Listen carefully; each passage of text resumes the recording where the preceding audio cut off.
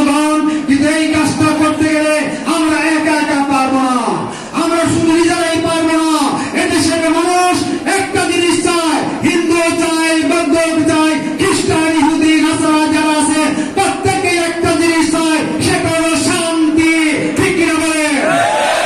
শান্তি দেওয়ার বলে কে? আওয়াজ করে বলেন কে? আল্লাহ।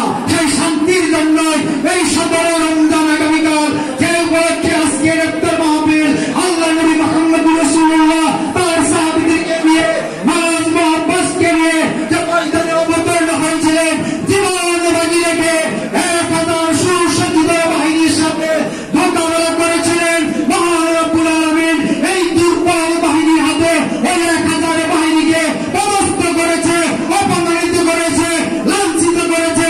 তারা পরাজয় করতে, তারা সারেন্ডার করতে বাধ্য হয়েছে। ঠিক কিনা বলেন?